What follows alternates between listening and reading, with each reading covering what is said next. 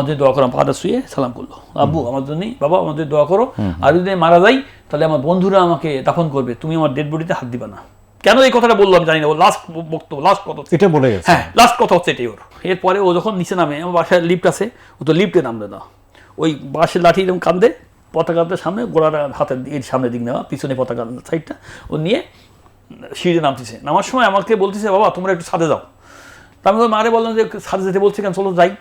আমি ছাদে উঠে গেছি, যে দেখি যে ওই মিছিলের সামনে যে মাঝখানে বড় একটা ব্যানার, বিরাট বড় একটা ব্যানার, রাস্তার মাথা পুরো ব্যানার, ছাত্ররা সব ব্যানার ধরো, ও মাঝখানে যে ব্যানারটা ধরে ওই সামনে দিকে গেলো, যৎসময় চোখের দৃষ্টি পড়লো, একদম সিএসি কলেজ পার হয়ে যখন সারা জীবনের দৃশ্যটা, ওই পারলি গণভবন, আমি থাকি বেড়ে কাছাকাছি, ও গণভবনের ওখানে গেছে।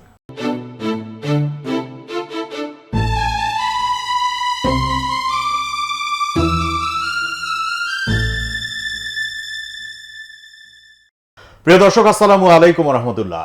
লাল জুলাইয়ের আজকের এই পর্বে আমি জহিরুল ইসলাম টুটুল আপনাদের সবাইকে স্বাগত জানাচ্ছি।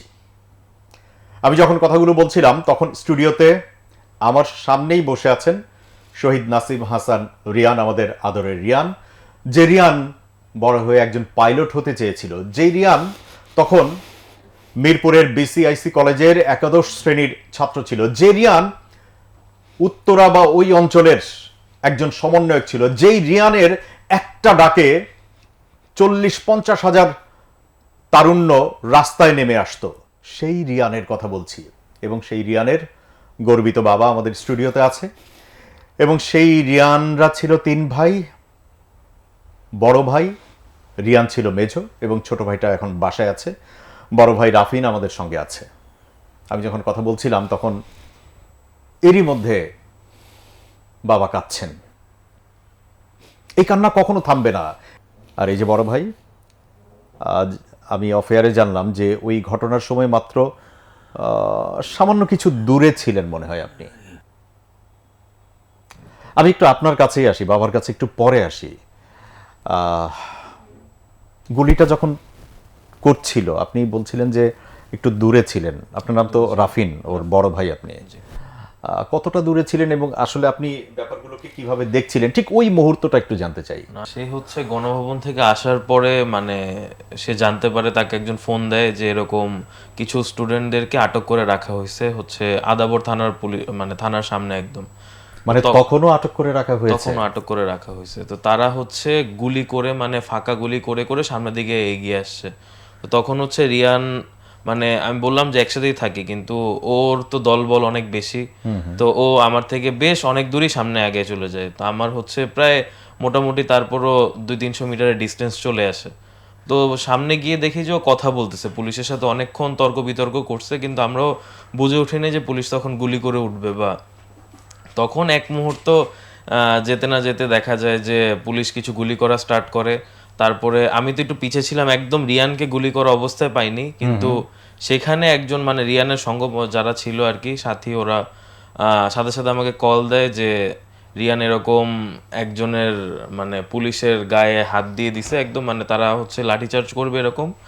তো রিয়ান হচ্ছে ধরে সরাই ফেলছে যে একটা গুলিও যেন না করা হয় এখানে, অলরেডি হাসিনা চলে গেছে, আপনারা যেন আমার কোনো ভাই ব্রাদার কারো গায়ে যেন হাত না দেন, আপনি মানে যা করার তো করেছেন, আর যেন এখানে যেন আর কোনো কিছু না করা হয়। তো এইরকম তর্ক বিতর্ক। তো তখন কোনো মানে এমন না যে ওই সময়ের ছাত্র জনতা কি ওই পুলিশদের উপরে কোনো আক্রমণ করছিল? করা হয়নি, ইভেন তারা যে পুলিশও ছিল তা না, মানে সবাই যে পুলিশ, আমি দেখেছি পুলিশের ভেস্ট পরা, কিন্তু ভিতরে হচ্ছে জাস্ট গেঞ্জি, নরমাল গেঞ্জি। ওখানে কিছু ছাত্রলীগের লোকজনকেও পাওয়া গিয়েছে একটু পরে আর কি, গুলি করে যখন চলে যাচ্ছিল তখন বোঝা গেছে যে না, তারা যে সবাই পুলিশ ছিল তাও না, আদাবর থানার। তো তখন হচ্ছে এরকম তর্ক বিতর্কে একটা টাইমে মানে একদম নাকি ওকে ঠেকায় একদম গুলি করে ফেলে। তাও গুলি করার পরও সে পড়েনি, প্রথম একটা গুলির পরে তাকে একদম অন স্পট 3টা গুলি করে ফালাই দেওয়া হয় ওখানে। তারপরে ওর সাথে আরো ওর কিছু ভাই ব্রাদার 3জন, মানে মোট ওখানে 5 জনের মতো একদম অন স্পট ডেড, তার মধ্যে আমার ভাই একজন। তো তার যারা সঙ্গ যারা ছিল সবাই নিয়ে সাথে সাথে অ্যালায়েন্স হসপিটালে নেয়, কিন্তু মানে তারা কোনো চিকিৎসা দিতে চায় না। আমি সাথে সাথে বাবাকে ফোন দিই, বাবা কিভাবে ওইখানে আগুন লাগাই দিচ্ছে, এখানে গুলিয়াগুলি মানে বাবা কিভাবে কিভাবে দৌড়ায় আসে, আসার পরে তারা অনেক রিকোয়েস্ট করে যে একটু ট্রিটমেন্ট দেন বা কোনো কিছু। তো তারা হচ্ছে ট্রিটমেন্ট তো দিলই না, তারপরে ওকে নিয়ে সোহরাওয়ার্দীর দিকে যাই। তো তখন সোহরাওয়ার্দী থেকে বলে যে আরো প্রায় ঘন্টা 1.5 ঘন্টা আগেই সে স্পটে একদম, যখন গুলি করা হয়েছে একদম স্পট ডেড। তো গুলি করা হয়েছিল মনে হয় একদম মুখে করা হয়েছে, এখান দিয়ে বের হয়ে গেছে, একদম বুকে করা হয়েছে, বের হয়ে গেছে, কাঁধে করা হয়েছে, কাঁধ ছিঁড়ে বের হয়ে গেছে। এই ছবিগুলো দেখবার পরেও, এই গল্পগুলো আসবার পরেও লাল জুলাইয়ে এত এত শহীদ পরিবারের বাবা মা এসে তাদের অশ্রু বিসর্জন দেওয়ার পরেও কষ্টের কথাগুলো বলতে বলতে আর কত বলবেন তারা, তারপরেও তারা বলেন এই জন্য যে যাতে করে একটা মানুষের যেন, অর্থাৎ একটা অমানুষ যেন মানুষের রূপান্তর হয়, অর্থাৎ একটু হলেও যেন কষ্টটা আসে। আমি একটু বাবার কাছেই যাচ্ছি। বাবা, আপনি কান্না করছেন। ও যখন ফোন করলো, রাফিন যখন আপনাকে জানালো, কি জানালো রাফিন? আসলে ফোন করে আপনাকে কি বলেছিল তখন? রাফিন আমাকে প্রথমে, রাফিনের আগে আমাকে একটা আননোন নাম্বার দিয়ে ফোন করছে। আমি তখন টিভি দেখতেছি, তখন মানে 5:30 এরকম বাজে। টাইমটা আমি একজাক্টলি ঠিক বলতে পারছি না, তবে 5টার পরের টাইমটা আর কি হবে। তো ফোন এক আননোন নাম্বারে ফোন দিয়ে বলছে কি যে আঙ্কেল আপনি কোথায়? তাই বললাম যে বাসায়। তো বলছে যে রাফিন গুলি খাইছে, আপনার ছেলে রাফিন গুলি খাইছে, আপনি এক্ষুনি আসেন। মানে ওর নামটা বলেছে? জি, ওর নামটাই বলেছে। তখন আমি এর আগে এই ঘটনা বলার আগে আমাকে একটু পিছনে ফিরে যেতে হবে, তাহলে রিয়ান কিভাবে শহীদ হয়েছে, এই রিয়ানের কথাটা থেকে কেন এই কথাটা আসলো সেটা জানতে হলে আমাকে একটু প্রথম দিকে ফিরে যেতে হবে। জি। আমি মোহাম্মদ গোলাম রাজ্জাক, আমি শহীদ নাসিব হাসান রিয়ানের বাবা। আমি 3 পুত্র সন্তানের বাবা। আমার বড় ছেলে নুহাস হাসান রাফিন, ও নর্থ সাউথ ইউনিভার্সিটিতে LLB-তে অনার্স পড়ে। মেজো ছেলে ও মিরপুর BCIC কলেজে আইসি এবার পরীক্ষার্থী ছিল। ছোট ছেলে ক্লাস 8-এ ধানমন্ডি গভর্নমেন্ট বয়েজে পড়ে।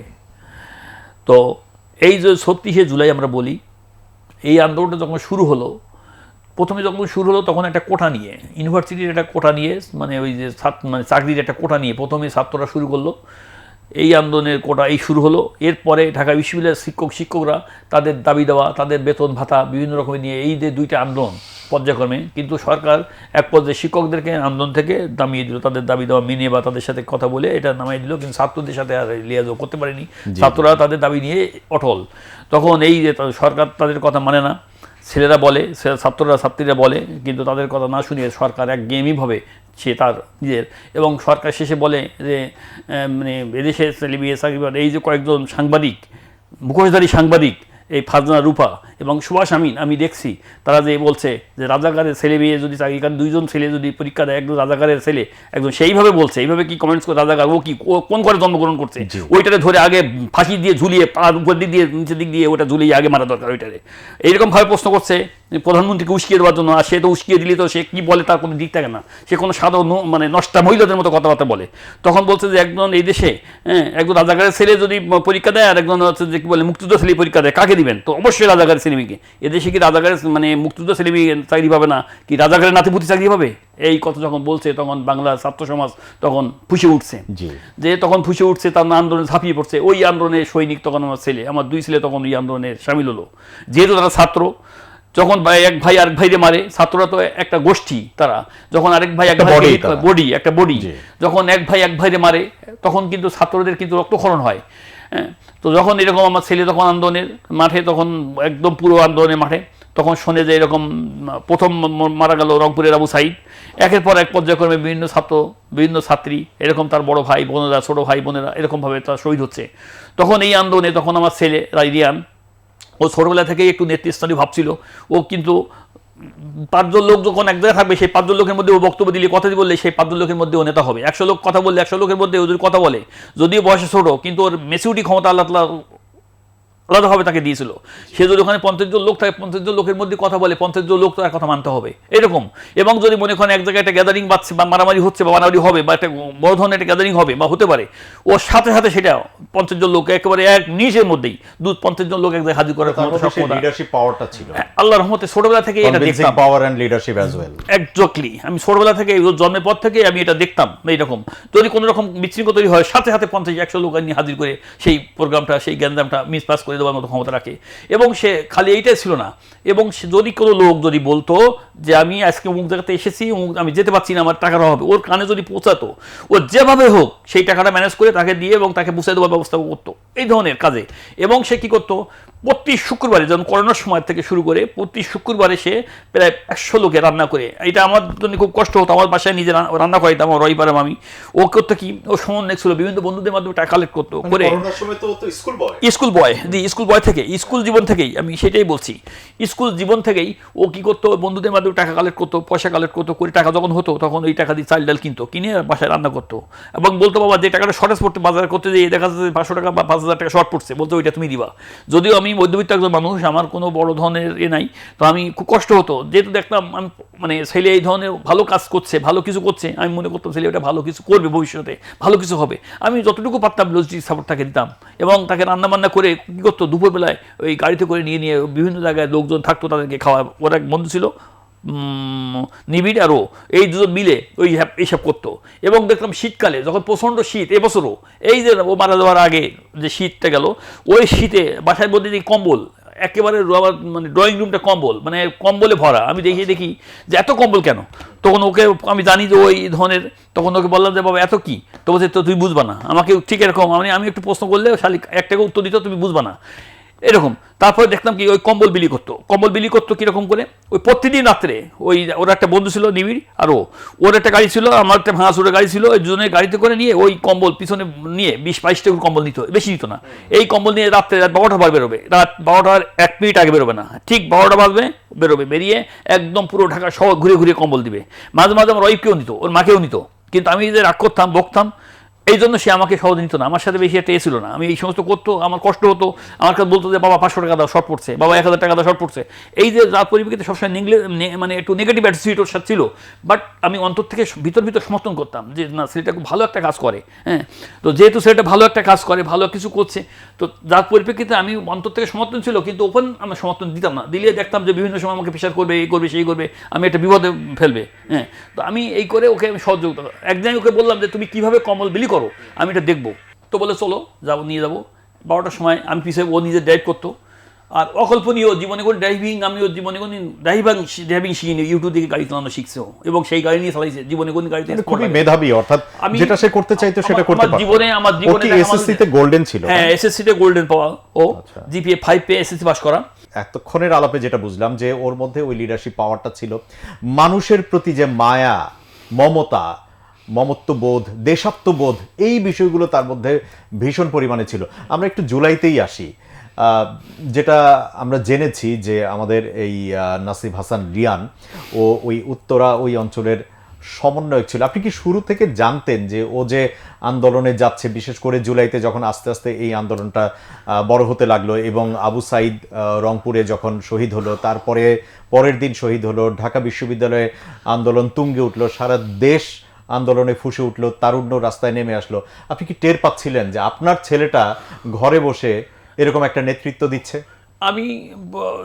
আমি জানি যে ছেলে এরকম নেতৃত্ব দেবে বা এরকম কিছু একটা করবে, এটা আমি প্রথম থেকে জানি, বুঝতে পারছি, কিন্তু আমি ওর মাকে, আমি যেহেতু আমি একজন গভর্নমেন্ট অফিসার, আমি মাঝখানে একটু জিজ্ঞেস করি যে আপনার সাথে কি কখনো আলাপ করতো এই টাইমগুলোতে, জুলাই ইন বিটুইন জুলাইয়ের 10 থেকে 20 তারিখের মধ্যে? আলাপ করতো, আমি নাই করতাম মেইনলি বাবার জন্য, যে বাবা একটা বিপদে পড়বে, প্লাস আর আপনি তো বড় ভাই, তুইও ছোট, মানে কেন এখন এগুলা, কারণ আমাদের আশেপাশে আওয়ামী লীগের পুরো আস্তানা, একদম ছাত্রলীগ থেকে শুরু করে আওয়ামী লীগের, যুবলীগ, তারা রেগুলার থ্রেট দিত। তো মানে আপনি দেখবেন যে ওকে একদম ওপেনলি ওদের পেজ থেকে একদম ওর নাম, নাম্বার সহ, অ্যাড্রেস সহ, বাসার যোগ একদম থ্রেট দেওয়া, পাঠিয়ে দিছি আপনাকে, আপনি মেহেরবানি করে দেখবেন, মানে একদম ডিরেক্টলি বলছে। তখন আমিও বাবাকেও বলতে পারতেছি না যে বাবারে কি করবে, মানে ভাবতেছি ওকে নানু বাসায় পাঠিয়ে দিয়ে আসবো কিনা, কি করব না করবো, মানে এইরকম টাইপের। তো আমি প্রথম দিকে নিষেধই করতাম, তারপর তো একসাথে দুজন যাওয়া, মেইনলি 18 তারিখ, অনেক কথা তো বাবা মায়ের সাথে বলে না, আপনি যেহেতু ওর ভাই বন্ধু একই রকম। মেইনলি 18 তারিখ ফারহান ফায়াজ মারা যাওয়ার পরে ওকে আর কোনোভাবে কন্ট্রোল করা যায়নি। ওর বন্ধু বেস্ট ফ্রেন্ড ছিল, একসাথে ওরা পড়াশোনাও করতো। জি। তো ও যখন মারা যায় তখন এসে বাসায় দেখায়, আমাকেও বলে, তখন আমিও আর কিছু বলি না, ও একদম ডিরেক্ট বাবাকেও দেখায়, তারপরে এরপর থেকে বাবাও তেমন আর কোনো কিছু বলে না, যে আচ্ছা যাচ্ছে যাচ্ছে। তারপরও সে লুকাই লুকাই করতো, বাবা জানতো যে যাচ্ছে না ওইভাবে, কিন্তু সে প্রতিদিনই যাইতো। আর বাবার আসার ঠিক, বাবা তো অফিস থেকে আস্তে আস্তে প্রায় 5টা-6টা বাজে, ঠিক তার আগ মুহূর্তের দিকে বা 8-10 মিনিট দেরি এদিক সেদিক হবে, এর মধ্যে সে চলে আসতো, যেন বুঝতে না দেয়, মানে যেভাবে যেভাবে করা যায়। মা কি বলতেন তখন? মাও তো জানতেন, মা সব টের জানতেন। পেতেন, কারণ মা সম্মতি ছিল পুরো। আমি যেটা আমাদের টিপিক্যাল আমাদের পরিবারগুলোতে যেটা হয় যে বাবা তো ব্যস্ত থাকেন, বাবাকে আবার আমরা একটু ভয়ও পাই, হ্যাঁ ভয় পাই, সবকিছু বাবাকে জানাই না, কিন্তু বন্ধুর মতো একজন বড় ভাই বা ছোট ভাই থাকলে তাদের সঙ্গে কথা হয়, কারণ most of the time crime partner থাকে আসলে নিজের আপন ভাইটাই। এবং আপনারা 3টা ভাই তো নিশ্চয়ই Parent একদম আমি জানি না আপনাদের সময়টা এখন কেমন কাটছে, কারণ টেবিলে খেতে বসলে রিয়ান নাই, কোথাও বেড়াতে গেলে রিয়ান নাই, ঈদ গেল কয়েকটা, রিয়ান নাই, নামাজ পড়তে গেলে রিয়ান নাই, দুষ্টুমির সময় হোয়ার ইজ রিয়ান। এই অ্যাবসুলেট মিসিং, এটা একমাত্র আপনারাই বুঝতে পারছেন যে এটার কষ্টটা কোন লেভেলের। এই জন্য বলছিলাম যে ওই সময়গুলোতে নিশ্চয়ই আর কারো কাছে কিছু না বললেও আপনার সাথে কথা হতো, মায়ের সাথে কথা হতো। মা কি বলতেন?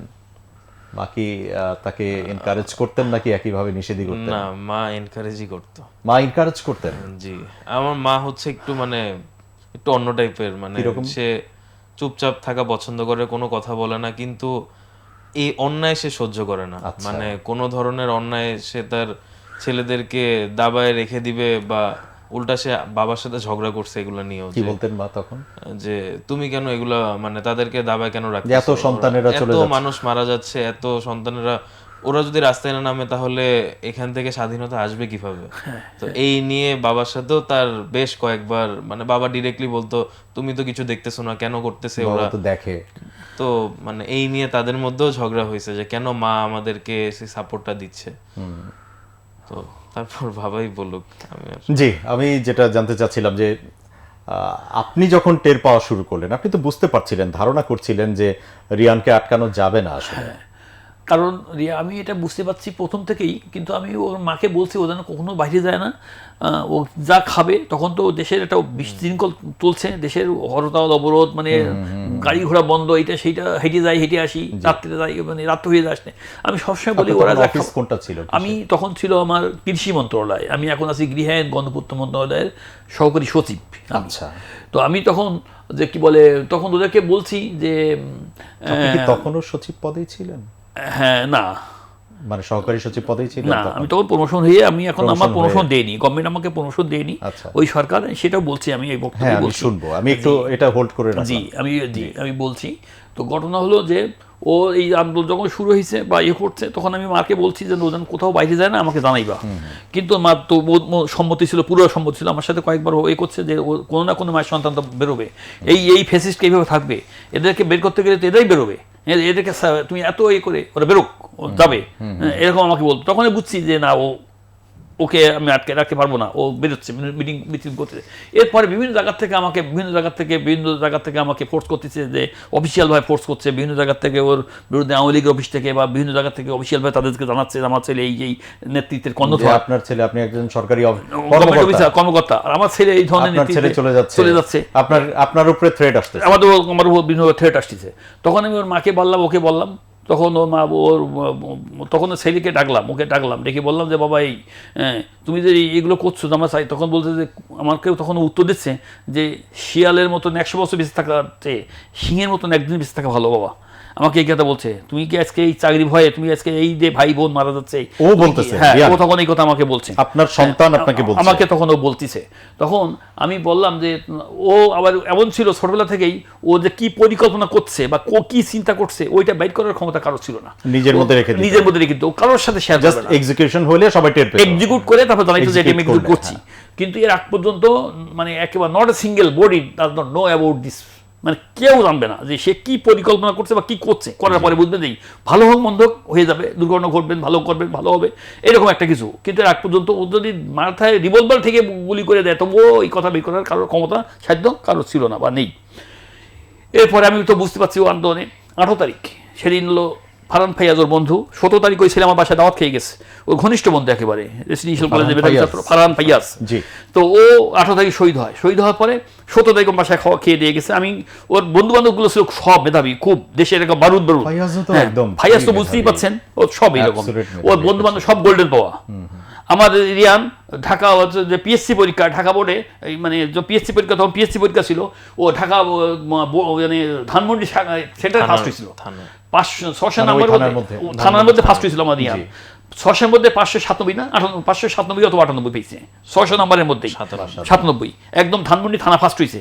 এই এত ওর বন্ধু বান্ধবগুলো ছিল এরকম সব মেধাবী, যেগুলো ছিল সব বাউদুদ একেবারে, এরা দেশের ভবিষ্যতের কেউ না কেউ দেশের কনদর হবে, দেশে বড় চিন্তা করা যায়। আমি খালি এই গল্পগুলো শুনি আর চিন্তা করি ওর বন্ধু যে এই ছেলেগুলোকে পরবর্তীতে বলা হচ্ছিল কি মানে এদেরকে এরা বায়াসড, তারপরে এদেরকে ড্রাগড বলা হয়েছে। জি। এবং কতভাবে এখনো পর্যন্ত এদের যারা অনুসারী আছে তারা এখনো পর্যন্ত এদেরকে নিয়ে বা এদের পরিবারকে নিয়ে বাজে কথা বা বাজে রকমের ফ্রেমিং করতে ভয় পায় না। অথচ মানে জুলাই আন্দোলন পরবর্তী সময়ে এরা বাজে ফ্রেমিং করে কথা বলবে, তাও আবার দেশে বসে, এটা তো চিন্তাই করা যায় না। আমি সেই জায়গায় আসবো। জি, যেটা বলছিলেন।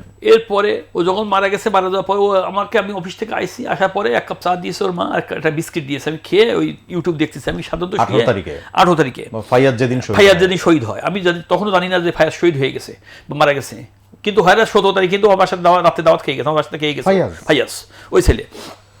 এরপরে ও আমাকে বলতেছে কি, যেহেতু হাসতো না, আমি বলেছি যে আমার ছেলে কিন্তু জীবনে কোনো লাউডলি হাসতে দেখিনি, আমি জানি জন্মের পরে বাবা হিসেবে দেখিনি, দাঁত বের করে হাসতে দেখিনি, কোন শাউটিং করে চিৎকার করতে দেখিনি, মানে কোনদিন এরকম দেখিনি। কিন্তু আমি আমরা পৃথিবীর মহামানবদের যে চরিত্র আমরা যেটা পড়েছি যে তারা খুব হো হো করে হাসবে না কোনোদিন, আমি জীবনে জন্মের পরে সেটা আমার কাছেও জিজ্ঞেস করলে আপনি পাবেন যে জীবনে কোনদিন এও ছেলে এরকম 10টা কথা বলে, একটা কথা বলে, কিন্তু এর চেয়ে আরো রিজার্ভ ছিল। আমি অফেয়ারও তাকে অবজার্ভ করলাম। জি জি, এর চেয়ে আরো রিজার্ভ ছিল, সেটা খুব কম কথা বলতো। আপনি কথা বলেন, ওর দিস কথাটাই সে বলবে, মানে যেটা বলা দরকার। জি। এবং আরেকটু জিনিস আপনাকে বলে দেই, ওর মা ডায়াবেটিস রোগী, ও একজন নাই মানে একজন ছাত্র, এখন ডাক্তার না। ওর মাকে ওই যে ইউটিউব দেখে, বই দেখে, বই পড়ে ওর মার ইঞ্জেকশন দিয়ে দেবে। আমি পরে আমার বন্ধু ডাক্তার, আমি তাকে জিজ্ঞেস করছি যে দেখো দেখেন রিয়ান এই কাজ করছে, মারে ইঞ্জেকশন, এই ডায়াবেটিস বাচ্চা, মাথা ঘুরে, এই ডায়াবেটিস বাচ্চা এই ইঞ্জেকশন দিছে। তখন উনি বলছে যে সঠিক দিছে, ও ইঞ্জেকশন দিতে পারতো, সব কিছু করতে পারতো, মানে ও মানে কোন কাজটা আপনি বলবেন, ও পারুক না পারুক সে কাজে ও মাস্টার, উত্তর দিবেই। পৃথিবীর যে কোনো প্রশ্নের কাজ করবেন ও উত্তর দেবেই, এবং 99% উত্তর সঠিক হবে, একবার ভুলভাল উত্তর দেবে না। কিন্তু আপনার ওর কথা মানতেই হবে। আমি ডাক্তারি প্রশ্ন করবেন, ও দেখবেন যে উত্তরটা সুন্দরভাবে দেবে। আমি ওকে ডাক্তার বানাবো বলে চিন্তা করতাম, ডাক্তার হবে, কিন্তু না, ওর মাকে বলতো না আমি পাইলট হবো, আমাকে বলতো না আমি পাইলট হবো। আচ্ছা, এরপরে যখন ওই ফারহান ফাইয়াজ মারা গেল, আমি ওই দিকেই যাচ্ছি। ফারহান ফাইয়াজ মারা যাওয়ার পরে ও আমাকে সন্ধ্যাবেলায় সেই রুট দেখাচ্ছে, বলছে বাবা তুমি জানো ফারহান ফাইয়াজ মারা গেছে। তখন আমি লাফাই উঠছি, লাফাই উঠে আমি বললাম যে তুমি কি বাবার সাথে কি ধরনের কিভাবে কথা বলতে এটুকু শেখোনি? মানে ফাজলামি করছো? আমি মনে করছি যে দুষ্টামি করতেছে আমার। একদম খুব গম্ভীর কণ্ঠে বলছে। আগের দিনই তো ওই ছেলে আপনাদের আগের দিন আমার বাসায় খেয়ে গেছে। খেয়ে গেছে। তখন ওই এইভাবে যখন বলছে, তখন আমি বললাম যে বাবার সাথে তুমি কিভাবে কথা বলতে এটাও শেখোনি? আমি ঠিক এরকম বলতেছি 2-3 কথাটা বলছি, কোনো কথা বলছি, আগেই বলছি কোনো কথা বলে না, কোনো কথা বলছে না। এরপরে এই মোবাইলে ইউটিউবে ছবি এসে গেছে অলরেডি। তখন ইউটিউব দিয়ে আমার দেখাচ্ছে যে ফারহান ফাইয়াজ গুলিবিদ্ধ এবং সে তার লাশ মর্গে এরকম দেখাইতেছে আর কি। হ্যাঁ, তখন দেখে আমি লাফ মেরে চিৎকার মেরে, তখন ও আমাকে বলতেছে বাবা আর বেঁচে থাকতে ইচ্ছা করে না, দুনিয়া যাবে। বলছে আমার বন্ধু মারা গেল, বড় ভাই ও সাইদকে মারা যাওয়ার পরে ওকে বেশি শক পাইছিল প্রথমেই। হ্যাঁ, বড় ভাইরা মারা যাচ্ছে, বন্ধু মারা গেছে, বোনেরা মারা যাচ্ছে, ভাইরা মারা যাচ্ছে, বাবা বেঁচে থাকতে চাই না। তখন আমি বললাম, তখন উত্তর দিলাম বাবা তুমি মারা যাবা, কারণ জানি ও ছেলে কি ডিসিশন দিয়েছে, আমি বুঝতে পেরেছি, জানি ফেলছি, হ্যাঁ ডিসিশন নিয়ে ফেলছে, আমি বুঝতে ফেলছি। তখন বলছে বাবা এই ফ্যাসিস্ট কাউকে বাঁচতে দিবে না, ও তুমি মারা যাবা। আমি ওকে বলছি এরকম স্পষ্ট বলছে 18 তারিখে, বাবা তুমিও মারা যাবা, তোমাদের কাউরে বাঁচতে দিবে না। তো সুতরাং বাবা তুমি যা করো বুঝেই করো, তোমরা কিছুই করতে পারবে না। আমি তাকে বললাম যদি স্বয়ং আল্লাহর তরফ থেকে কোনো গজব নাজিল হয়, যেমন আবাবিল পাখি দিয়ে আল্লাহ রব্বুল আলামিন ধ্বংস করছিল কাফের ওই যে কি বলে মানে বেঈমানদের, তো ওইরকম যদি একে এই ফ্যাসিস্ট এই মানে এদেরকে আল্লাহ যদি তার ওইরকম কোনো গায়েবী কোনো গজব দিয়ে যদি নাজিল করে যদি এদের ধ্বংস করে তাহলে ধ্বংস হবে, তাহলে এরা হবে। আমি এইভাবে তাকে বলছি, বুঝিয়েছি এইভাবেই। ছেলে তো বোধহয় সমান, ও আমি বলছি ও শুনছে খালি, কোনো হ্যাঁ হো না, কোনো কথা, কোনো রেসপন্স, হ্যাঁ সাইলেন্ট, ও চুপচাপ শুনছে। শোনার পরে ও তো তখন এই যে কি বলে আমি ওই 19 তারিখে বাদা 19 তারিখে আমি অফিসে আমি বসে 19 আছি। জুলাই। 19 জুলাই আমি অফিসে বসে আছি। ও ইন দি মিন টাইম কি করছে একজন আমি আমার বন্ধু বান্ধব আমার কলিগ টলিগ অফিসের লোকজন আমাকে খুব প্রেশার করার কারণে আমি ওকে বললাম যে তুমি তোমার মোবাইলটা দাও। বলার মোবাইল সাথে- সিজ করলেন? হ্যাঁ, বলার সাথে সাথে আমার মোবাইলটা দিয়ে দিল। ও কিন্তু কোনো ও যে এত বড় নেতৃত্ব দিচ্ছে বা এরকম কিছু হয়েছে আমি তো তখন জানতে পারিনি। মোবাইলটা দিল, কোনো কথাবার্তা বললো না, দিয়ে আমি মোবাইলটা আমার আলমারির মধ্যে আটকে রাখলাম, একদিন আটকে ওর রাখলাম। মোবাইলটা আপনার কাছে থাকলে হয়তো ওর তার সাথে সাথে যোগাযোগ করতে পারবে না। হ্যাঁ, আমি এই চিন্তা করে মোবাইলটা ওর সেফটি এবং আপনার তো নানান ধরনের প্রেশার আমি এই জন্য ওই মোবাইলটা সিজ করছি। আমি সেদিন সম্ভবত 19 তারিখ আমি আসরের নামাজ পড়ে সিটে এসে বসেছি মাত্র, বসে আমি অফিসেই? জি আপনার কাছে মোবাইল মোবাইল ও আপনি আমার ওটা মোবাইল নিয়ে গেছেন? আমার মোবাইল, ওর আপনার মোবাইল না, মোবাইল, আমার মোবাইলে ফোন দিছে। আমার মোবাইলে মোবাইলে ফোন দিছে, একটা আননোন নাম্বার দিয়ে একটা ফোন দিছে। আর ওর মোবাইল তো সিজ ওর করে মোবাইল আপনি সিজ করে আমি আলমারির মধ্যে আলমারিতে রেখে দিয়েছি, রেখে already ঘরে আছে সেটা। জি। হ্যাঁ, আমার মোবাইলে একটা আননোন নাম্বার দিয়ে ফোন দিছে। আমি তখন আসরের নামাজ পড়ে এসে ওই যে কি বলে মোজা টোজা এরকম খুলে পড়তেছি, এরকম মানে সিটে বসে পড়তেছি, এরকম ভাবে পড়তেছি। ঠিক এই সময় একটা আননোন নাম্বারে আমার ফোন দিয়েছে। ফোন না আসার পরে আমাকে বলছে, ফোন দিয়ে সালাম দিয়ে বলছে, আঙ্কেল আপনি কি রিয়ানের বাবা? আমি বললাম যে হ্যাঁ আমি রিয়ানের বাবা। তো বলছে, আঙ্কেল আপনি কি রিয়ানের ফোনটাকে আজকে দিবেন? আমরা একটা ফোন কিনেছি, তাকে ফোনটা আমরা দেবো, না হলে আজকে ফোনটা আমরা দিয়ে আসবো। তখন আমি বললাম যে আপনি কে বলছেন? তখন সে আমাকে উত্তর দিচ্ছে যে আমিও মানে রিয়ানের বন্ধু বলছি। রিয়ানের বন্ধু বলছো, তা আপনি কোথায় আপনি কোথা থেকে বলছেন, কী করেন উনি? তখন আমাকে বলছে যে আমি ঢাকা বিশ্ববিদ্যালয়ে পড়ি। ঢাকা বিশ্ববিদ্যালয়ে পড়েন? আমি তখন চিন্তা করলাম ঢাকা বিশ্ববিদ্যালয় কোন হলে পড়েন, কোন সাবজেক্টে পড়েন? তখন আমাকে বলতেছে যে আমি ইংলিশ থার্ড ইয়ারে পড়ি। হ্যাঁ, থার্ড ইয়ারে পড়ি। তখন আমাকে বলতেছে যে, আমি বললাম যে রিয়ান কোন রিয়ানে? আমি তাহলে বলে ভুল নাম্বার। আমি মনে করছি যে ওই এত ডিফারেন্স তো হতেই পারে না, ঢাকা বিশ্ববিদ্যালয়ের ছাত্র আর ইন্টারমিডিয়েটে মানে ঢাকা বিশ্ববিদ্যালয়ে পড়ে, তাহলে হয়তো মানে অন্য কোনো রিয়ান হতে পারে, আমি এটা মনে করছি আর কি। তখন আমি তাকে বলছি যে বাবা আপনি বোধহয় কোথাও মানে ভুল নাম্বারে ফোন দিয়েছেন, বোধহয় অন্য রিয়ান মনে করছে। তখন না আঙ্কেল আপনি নাসিফ হাসান রিয়ানের বাবা না? তখন তো পুরো নামটাই বলছে, নাসিফ হাসান রিয়ানের বাবা না? জি। তো আমি তখন জিজ্ঞেস করলাম ওর কাছে, বলেন তো বাবা রিয়ান কোথায় পড়ালেখা করে? আমি প্রশ্ন করতে স্যারে। তখন তো বলছে যে মিরপুর বিসিআইসি কলেজে পড়েও। আচ্ছা, তখন বুঝলাম যে ব্যাটে বলে মিলে গেছে, একই রকম। তাহলে যা বলছে, যাকে খুঁজতেছে সেই আমি, সেই বা ও সেই রিয়ান। তখন আমি জিজ্ঞেস করছি, আচ্ছা রিয়ান কি আপনাদের ওখানে রিয়ান? তো বলছে ও তখন উনি তখন বলছে আমার ওখান থেকে যে রিয়ান আমাদের নেতা, ও 50,000 ছাত্রের নাকি নেতৃত্ব দিচ্ছে। তখন আমাকে বলছে যে ঢাকা উত্তরের সমন্বয়ক। এই তথ্যটা আপনাকে দিল? আমাকে ওই তথ্যটা ও আমাকে দিল, বললো যে ও আমাকে ঢাকা উত্তরের সমন্বয়ক, রিয়ান আমাদের নেতা। না, রিয়ান আমাদের নেতা, এবং রিয়ান হচ্ছে 50,000 ছাত্রের নেতৃত্ব দিচ্ছে। তখন আমাকে বলছে ও। এই কথাটা বলার পরে তখন আমি তো অবাক হয়ে তাজ্জব হয়ে গেলাম। আমি বললাম ঠিক আছে বাবা, তো আপনার ফোন দেওয়া লাগবে না, আমি যেয়ে ওর ফোন আমি ফিরিয়ে দেবো, আমি এই কথা বললাম। এই বলে আমি যথারীতি অফিস থেকে বাসায় আসলাম সন্ধ্যার পরে। বাসায় তখন তো দেশে হট্টগোল চলছে, গাড়ি ঘোড়া নেই, রিক্সা মেনে হাইটে উঠে খুব কষ্ট করে গলি দিয়ে সেই গলি দিয়ে বাসায় এসে ওরে ডাকছি। ডাকার পর আমি আগে মোবাইলটা বের করে মোবাইলটা হাতে দিচ্ছি, হাতে দিলাম, নিল। একটু মিষ্টি মতো হাসি দিল, তখন বুঝলাম যে এই ঠোঁটটা যেন হাসির মতো মনে করলাম, একটু মিষ্টি মতো হাসি ফোনটা দিল। দেওয়ার পরে তখন আমি বলছি, বাবা আমি তোমার কাছে একটা কথা বলবো, তুমি কি বলবো আমাকে? সত্যি বলবা? তুমি আমাকে বাবা মানো? ঠিক আছে বলছি, তুমি আমাকে বাবা মানো? কোনো কথা বলছে না ও। এই বলতেছি আমি বলে যাচ্ছি, ও কোনো কথা বলছে না, চুপ দাঁড়িয়ে মাটিতে নিচের দিকে মাথা দিয়ে চুপ দাঁড়িয়ে আছে। ও লম্বা ছিল অনেক, করছেও লম্বা ছিল, আর মাথা চুলগুলো হচ্ছে লম্বা লম্বা, অনেক লম্বা লম্বা চুল রাখতো আর কি, চুল কাটতে চাইতো না আর কি। আমি বলতাম যে চুল এত লম্বা করো কেন, এগুলো ভালো লোকের সন্তানরা কি চুল এত বড় রাখে, এরকম বলতাম আমি আর কি। কিন্তু চুল কাটতে চাইতো না, চুল সব বড় থাকতো ওর। এরপরে ও আমাকে বললাম, বাবা তুমি একটু 2-3বার 4বার প্রশ্ন করার পরে তখন আমি বললাম যে বাবা এই যে আন্দোলনটা হচ্ছে বা দেশের যে এই যে বিশৃঙ্খল তৈরি হচ্ছে বা এই হচ্ছে সেই হচ্ছে, এটা কেন? এটা আর তুমি আর কি এই আন্দোলনে তুমি কে? হ্যাঁ, আমি বলতেছি যে তোমার অবস্থানটা কি, তুমি কি করতেছো? তুমি কি রাস্তায় দাঁড়িয়ে দাঁড়িয়ে ওদের সাথে মিশে দৌড়াদৌড়ি করো না কি? তোমার কি অবস্থা? আমি তখন ওকে প্রশ্ন করতেছি। তখন ও আমাকে জবাবটা দিচ্ছে যে বাবা আমি কিন্তু ঢাকা উত্তরের সমন্বয়ক, আমি ঢাকা উত্তরের এখন যদি 50,000 ছাত্র ডাক দেয়, 50,000 ছাত্র আমি যখন যে কোনো মুহূর্তে এক জায়গায় করতে পারি, যে কোনো সময়। এই কথা বলছে যে আমি আমার একটি ভুলে, এই কথাটা ওই বলছে যে ওর একটি ভুলের কারণে, ওই যে ছেলেটা আমার ফোন করছিল বলতো আঙ্কেল ওর একটি ভুলের কারণে মানে ছেলের জীবন চলে যাবে, শুধু ফোনটা দিয়ে দিবেন। তখন আমি তখন ওকে ফোনটা দিলাম আর বললাম যে বাবা তুমি ছোট মানুষ, এখনো বোঝার বয়স তোমার হয়নি, কিন্তু মানুষ ছোট, লম্বা সবার দেহে ছিল, মনে করবেন দায়িত্বটা অনেক বড়। হ্যাঁ জি, দায়িত্বটা অনেক বড় এবং লম্বা সবার অনেক বড়, বডিতে অনেক বড়। সে আবার দেখলে সহজে কেউ মনে করেন ইন্টারমিডিয়েট পড়ে, ওর চেয়েও স্বাস্থ্য শরীর ভালো, ওর চেয়েও লম্বা সে আবার ওইটা। তো আমি তখন ওর বুঝাইলাম যে বাবা তুমি, তখন খালি বললো যে তুমি বাবা দোয়া করো আমার জন্য।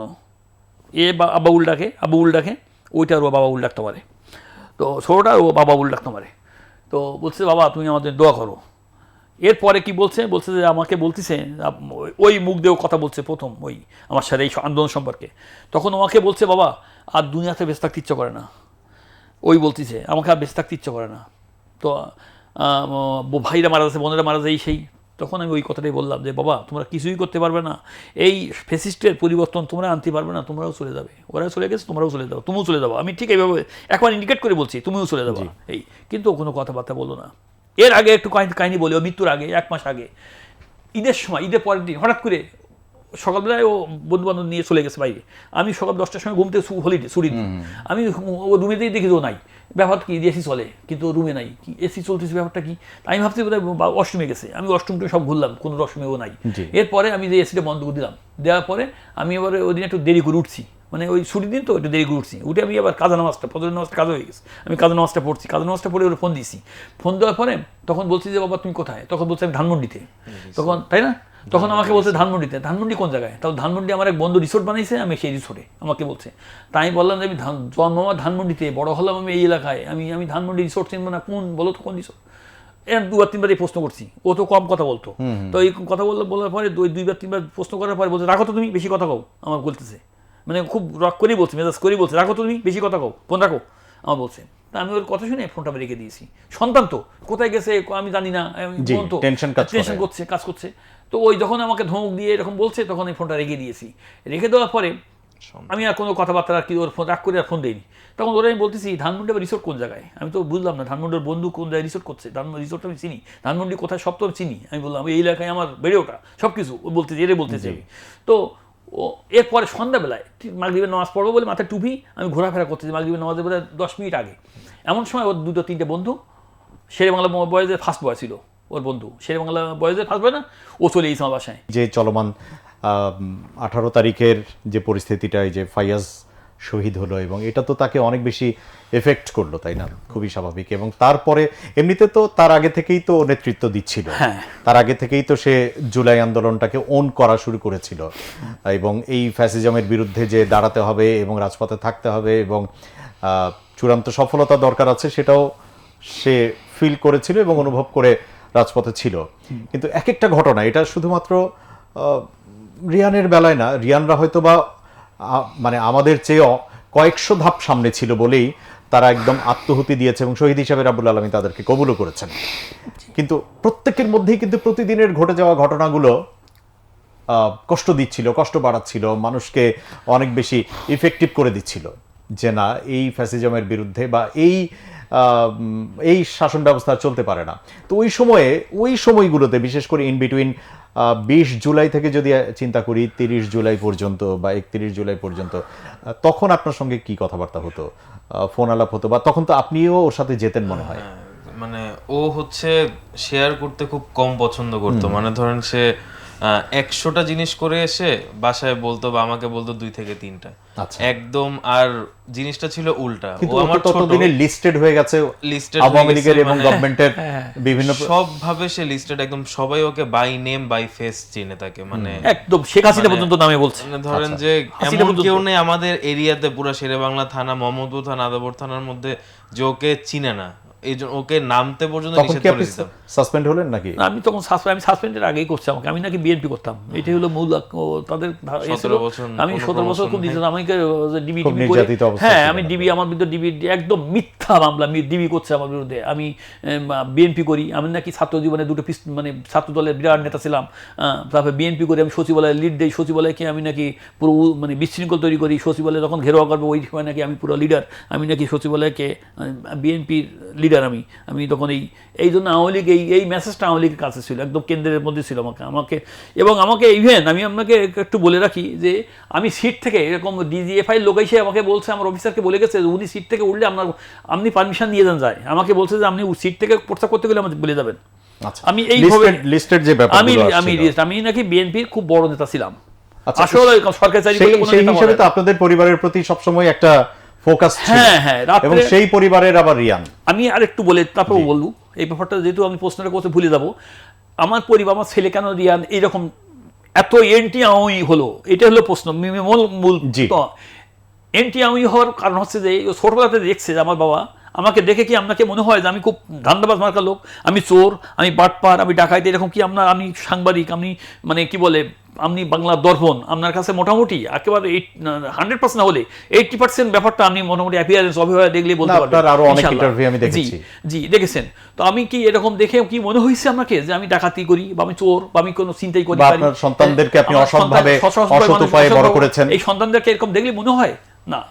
কিন্তু আমার ছেলে এটা খুব, আমার বউ বলতো আমার বাবার জীবনে কোনো মিছে কথা শুনিনি, আমার বাবার জীবনে অন্যায় কাজ করতে শুনিনি, আমার বাবার ন্যায়ের বাইরে কেউ পৃথিবীতে বাবার সাথে অন্যায় হচ্ছে। আমার বাবার সাথে কেন অন্যায় হবে? আমার রাত্রে আমার বাড়ি কেন পুলিশ আসবে, ডিজিএফআই লোক আসবে, এনএসআই লোক আসবে? এই ছেলেগুলো, ওই ছেলেটা, ওই দিয়ান, ওই মেন্টালিটি ওইভাবে তার তৈরি হয়ে গেছে যে বাবার জীবন অন্যায় করেন, তার কেন তাকে সরকার তার পিছিয়ে লিলিয়ে দেবে? আমি কি করি, কোথায় যাই না করি, সরকার বিরোধী কি কাজ করি, কেন আমি সরকারি চাকরি করি, আমি গভর্নমেন্ট অফিসার, আমি তো সরকারের বিরুদ্ধে কোনো কাজ করতে পারি না। কিন্তু তাদের কাছে এরকম একটা মেসেজ দেওয়া হয়েছে বা মেসেজ আছে যে আমি নাকি বিএনপি করি, বিএনপির বড় নেতা আমি, এইরকম।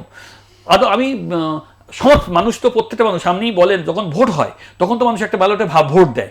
নিজে যে যদি একই ঘরে মা আর বাবা থাকে, মা বাবা সন্তান যদি ভোট দিতে চায় তাহলে নিজে বাবা ভোট দাঁড়াইলো, মা ভোট দাঁড়াইলো, নিশ্চয় একজনকে দেবে, দুজনকে দিতে পারবে না।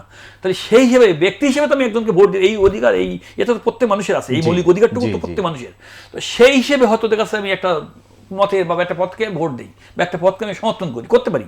কিন্তু আমি কোনোদিন, আমি সরকারি চাকরিজীবী হয়ে কোনোদিন আন্দোলন, মিছিল, মিটিং বা কোনো সরকার বিরোধী কার্যক্রম করা, এই সমস্তগুলো আমার পক্ষে করা ঠিক না, ওই সময় সম্ভব নয়। এরকম হয়েছে আমি নাকি খালেদা জিয়া, ম্যাডাম জিয়া মিটিং করছে ওসমানী উদ্যানে, যে মিটিংটা করলো, ওই মিটিংয়ে নাকি আমি 5,000 লোক নিয়ে সেখানে গেছি।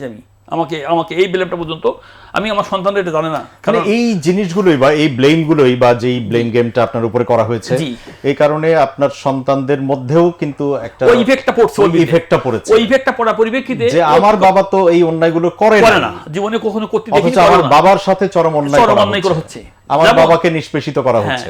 যেমন টিভিতে যদি শেখ হাসিনা ছবি দেখতো, ও ছবি দেখলে পাগল মানে বলতো দেখো বউ মিছে কথা বলতেছে, আমাকে সব সময় ওর সাথে ঝগড়া লাগতো, কি পরিমাণ ঘৃণা তার মধ্যে জন্ম নেয়। প্রত্যেকদিন টিভি দেখতে গেলে ওর সাথে আমার ঝগড়া বাঁচতো। আমি বললাম যে তুই একটা দেশের প্রধানমন্ত্রী, তুই ছোট মানুষ, তুই প্রধানমন্ত্রী সম্পর্কে ধরনের, আমার দেশের প্রধানমন্ত্রী সে যত খারাপই হোক, জি, তো সে তুমি এরকম করো কেন? ও আমার সামনেই, ও রুমের টিভি দেখতে গেলেই ও মানে পাগল হয়ে যেত। আমি বিষয়টা এখন বুঝতে পেরেছি, মানে এই ব্যাপারটা আমি হয়তো প্রশ্ন করেই জানতে চাইতাম যে একটা মানুষের বা একটা পরিবারের একটা সন্তানের মধ্যে বা সবার মধ্যে আসলে এরকম মানে কিন্তু ও বিরোধী মনোভাবটা ও কিন্তু এরকম মেন্টালিটি বা ওরকম কোনদিন দেখিনি আমি। ওর একটু নিউট্রাল ছিল, হ্যাঁ, ওর মধ্যে। কিন্তু ও একেবারেই, এবং ডেলি বলতো আব্বু দেখো ওই যে কি বল মদ খাইতে খাইতে দাঁতগুলো দেখো কি হয়ে গেছে, এরকম বলতো। মানে বলতো ইভেন একটা বিপ্লবী যে এটা ওর ভেতরে ছিল। জি, মানে বাবাকে শুধু দেখানোর জন্য ওর ওইখান থেকে গণভবন থেকে আমি আমরা দেখাতে পারবো, যদি এখন আছে আমি দিতে পারবো, বাবাকে দেখাবে যে আমাকে দেখাতে মা গেছে, মা আছে মদের বোতল, বিশ্বাস তো করতে নেই, ফার্স্ট রুমে ঢুকছে, যেহেতু নেতা ছিল, ও ঢুকেই প্রথমে ঢুকছে গণভবনের বোতলগুলো, যে আমি যে বলেছিলাম এটা আমার যে মদখোর, এইজন্যই মার কাছে মদের বোতল, মারকে বলছে আমরা আজকের পর্বে সঙ্গত কারণেই কিছু শব্দ ব্যবহার করছি, যে শব্দগুলো আমাদের হয়তো বা টেকনিক্যাল টিম ব্যাপারগুলো দেখবে। কিন্তু ওই যেটা বললাম যে গল্পে গল্পে আসলে জুলাইয়ের গল্পগুলো এত বেশি সেন্সিটিভ, যেখানে অনেক কিছুই আমাদের হয়তো চলে আসে। আপনারা সেটা অবশ্যই একটু ক্ষমা সুন্দর দৃষ্টিতে দেখবেন, কারণ একজন অপরাধীর চূড়ান্ত অপরাধকে প্রমাণ করবার জন্য বা বুঝিয়ে দেওয়ার জন্য অথবা তারুণ্যের কাছে অথবা আগামী প্রজন্মের কাছে পৌঁছে দেওয়ার জন্য ঠিক সে সেভাবে যদি না বলা হয় তাহলে তো হয় না। এবং আমরা তো এই প্রোগ্রামটাকে উপস্থাপন করি মাত্র প্যানভিশন টিম, কিন্তু যারা এখানে আসেন, এই যেই মানুষটা কথা বলছেন, তার সন্তান জুলাইয়ে হাসিনা পালিয়ে যাওয়ার পরে হাসিনার রেখে যাওয়া বাহিনী বিকেল 5:30 6টার সময় তাকে হত্যা করেছে। সেই মানুষগুলো কথা বলছে কিন্তু, এবং তারই আরেক ভাই এখানে বসে আছে। অতএব এই বিষয়গুলোকে আমরা আমাদের জায়গা থেকে হয়তো এই প্রোগ্রামে বসার আগেও জানিও না যে ওনারা আসলে কি বলবেন।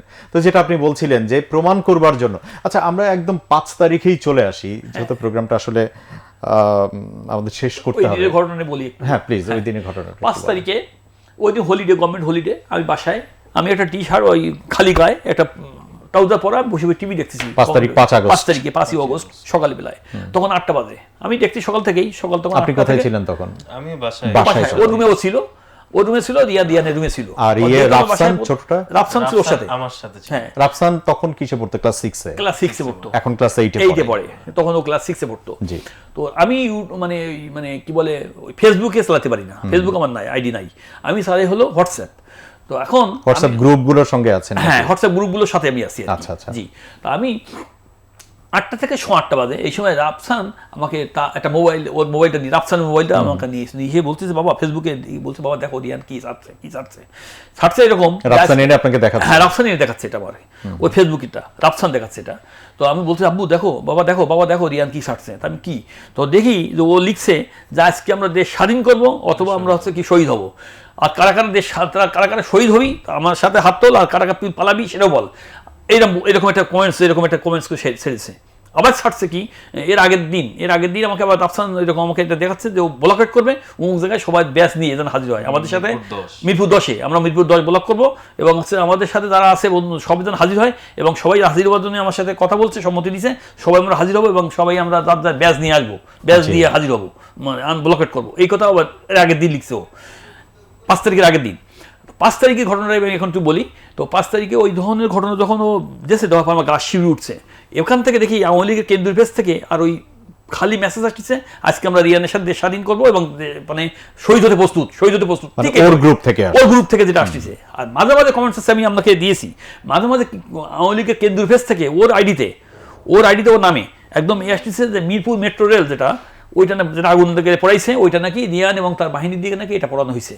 বলছে যে ওরা ওই সন্ত্রাসী ও ছাত্রদেরকে ভুলভাল বুঝিয়ে, রিয়ানের কথা বলছে, রিয়ান ছাত্রদেরকে ভুলভাল বুঝিয়ে আজকে বাংলার এই উত্তপ্ত অবস্থা করে ফেলছে, বাংলাদেশের এই গ্যাঞ্জাম মানে এই করে ফেলছে, এবং মিরপুর মেট্রো রেল মানে রিয়ান তো তখন ওই গভর্নমেন্টের কাছে মোস্ট ওয়ান্টেড। জি, একদম মোস্ট ওয়ান্টেড। আমি এটাও শুনেছি যে একদম পুলিশ হেডকোয়ার্টার থেকে টার্গেট করে দিচ্ছে, ওখানে ওদের কাছে ওই যে ক্যামেরাগুলো ছিল, ওরা ক্যামেরা ছিল, ক্যামেরা দেখে তাকে টার্গেট মানে ওকে মেরে ফেলতে হবে। এটা একদম আমি একবার ভালোভাবে শুনেছি এটা।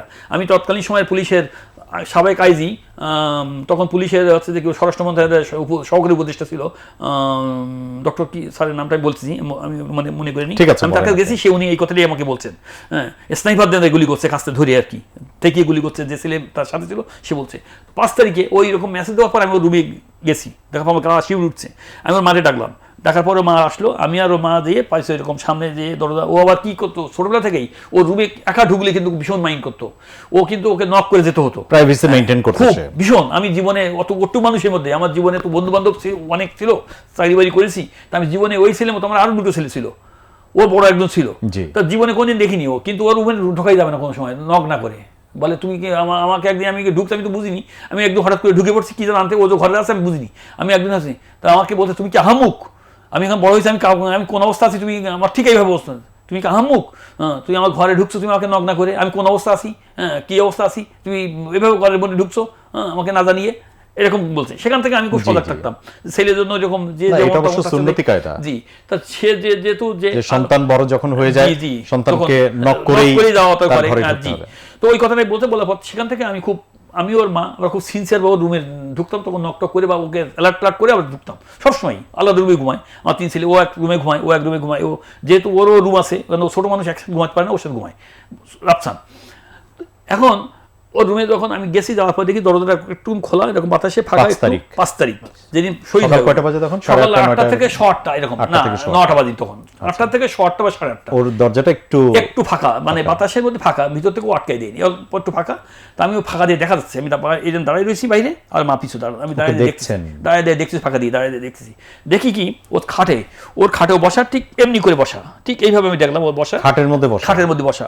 ওর একটা হলুদ টি-শার্ট প্যান্ট পরা, half pant, T-shirt pant, 3/4 pant, আর হলো যে কি বলে টি-শার্ট, কালো একটা টি-শার্ট গায়ে ওর।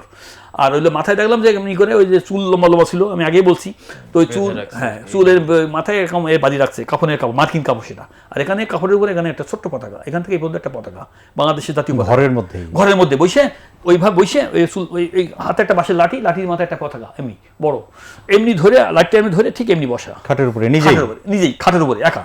আচ্ছা, দেখি কি এই চোখ দিয়ে এমনি বসা, তো চোখ দিয়ে টপ টপ টপ টপ পানি পড়তেছে, 3-4-5 তো পানি এমনি করে পড়লো, পড়তেছে। তা আমার দেখার পরে, ওর করুণ দৃশ্য দেখার পরে আমার খুব খারাপ লাগলো। আমি দাঁড়িয়ে 1-1.5 মিনিট দেখলাম, দেখার পরে আমি ওই ভিতরে নক করলাম, যদিও ফাঁকা ছিল, তারপর আবার নক করলাম। তখন তো পুরো দেশ থমথমে হ্যাঁ, অবস্থা। থমথমে। তখন 8টা থেকে 8:30 বাজবে, এই টাইমটা ঠিক এরকম 5 তারিখে। আমি দরজাটা ফাঁক করে ভিতরে ঢুকছি, আমি ঢুকে 2 কদম ভিতর ঢুকছি, ওর মা আমার ওই গেটের মুখে মুখে দাঁড়াইছে আমার পিছে। তখন আমি ওই বলছি যে বাবা তুমি এটা কি শুরু করলে, কি তুমি কি করতে চাচ্ছ, কি ঘটনাটা বলো তো দেখি, কি তুমি। ও কোনো কথা বললো না, একেবারে নট এ সিঙ্গেল ওয়ার্ড, সে একটা ওয়ার্ড উচ্চারণ করলো না। ও কিন্তু চশমা টশমা পড়তো না আর কি, ওর মতন খালি, ও চশমা পরে ও পড়তো না। তো এরকম খালি বসা এরকম করে খাইয়ে পড়া। তখন আমি যখন এরকম বলছি, এরকম খালি বলতেছি আমি, কিন্তু ও খালি শুনতেছে, কোনো কথা হয় না। হাত দিয়ে এই হাতটা দিয়ে এমনি করে চোখের পানিগুলো মুছলো, চোখটা পানিটা বুঝলো। মশার পরে দেখলাম ইন্ডিমিডিয়েট একটা ফোন আসলো। ওর ফোনেই ফোন আসলো, ওর পকেটে। আপনি দাঁড়িয়ে আছেন ওর সামনে? আমি দাঁড়িয়ে আছি তখন, আমি সামনে, ওর মা পিছে দাঁড়িয়ে, একদম সামনে একেবারে। ও খাটে ওই যা বসা, আমি এমন সময় পকেটে ফোন বের করলো। ফোন বের করে কি যেন বললো, সাংকেতিক কি যেন বললো, কি যেন একটা সংকেত দিয়ে কথা বললো। আমি বুঝতে পারলাম সাংকেতিক কথা, এটা কোনো, আমি বুঝতে পারি যে ওপেন কোনো কথা না, এরকম ক্লিয়ার কোনো কথা না, সাংকেতিক কথা বললো। বলার পরে তখন আমাকে ও ওই ফোনটা রেখে বললো বাবা আমার জন্য দোয়া করো। পাটা শুয়ে সালাম করলো, আব্বু আমার জন্যই, বাবা আমার জন্য দোয়া করো, আর যদি মারা যাই তাহলে আমার বন্ধুরা আমাকে দাফন করবে, তুমি আমার ডেড বডিতে হাত দিবা না। কেন এই কথাটা বললো আমি জানি না, ও লাস্ট বক্তব্য, লাস্ট কথা এটা বলে গেছে। হ্যাঁ, লাস্ট কথা হচ্ছে এটাই, ওর লাস্ট কথা হচ্ছে এটাই। এরপর আর কোনো কথা বলিনি, আমাকে খালি এটাই বললো যে আমি যদি মারা যাই আমার বন্ধুরা আমাকে দাফন করবে, তুমি আমার ডেড বডিতে হাত দিবা না, ঠিক এই কথাটাই আমাকে বলছে। এরপর শোনেন মজার গল্প।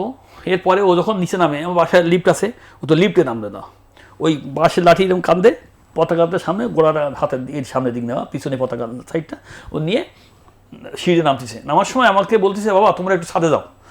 তা আমি ওর মারে বললাম যে ছাদে যেতে বলছে কেন, চলো যাই। ছাদে গেলাম। ও নামতেছে, আপনাদেরকে বলে গেল তোমরা ছাদে যাও একটু। আমি আর ওর মা আবার লিফটে উঠে ছাদে গেলাম। ছাদে আমাদের ছাদে দাঁড়ালে আপনার ওই যে একেবারে ইবনে সিনার মুখ থেকে শুরু করে একদম রেসিডেন্সিয়ালের কলেজের এই পুরো দেখা যায়, ওই স্পেসটা পুরো দেখা যায়। আচ্ছা। একদম ছাদে উঠলে দেখা যায়। তো দেখলাম কি ও নামলো। আমি আমার এই বয়সে আমি যে ছাত্রগুলো দেখলাম বা যাদেরকে দেখলাম, আমার মনে হয়নি আমার মতন একটা চুল পাকা লোক, একটা দাড়ি পাকা লোক, সব আমার কাছে মনে হয়েছে ওদের মতো সব ছাত্র, একেবারে ছাত্র। আমার কাছে যেটা মনে হয়েছে, আমি জীবনে আন্দোলন আমিও করছি, ছাত্র ছিলাম, বহুত আন্দোলন নেতৃত্ব সংগ্রামও করেছি, দেখেছি, কিন্তু সেখানে বিভিন্ন দলের বিভিন্ন বিভিন্ন বয়সের লোকজন সেখানে একসাথে হয়ে, কিন্তু ওই দিনই আমি ওদের ওই যে মিছিলটা যে দেখলাম, সে মানে ছাত্র গুণে শেষ করা যাবে না, আমার মনে হয় 2-1 লক্ষ হতে পারে। আমি 50,000 বলে আমি মনে হয় এটা ছোটো করে ফেলতে পারি কিনা জানি না, আমার মনে হলো। কারণ ইবনে সিনার গোড়া থেকে শুরু করে রেসিডেন্সিয়ালের গোড়া পর্যন্ত ছাত্র।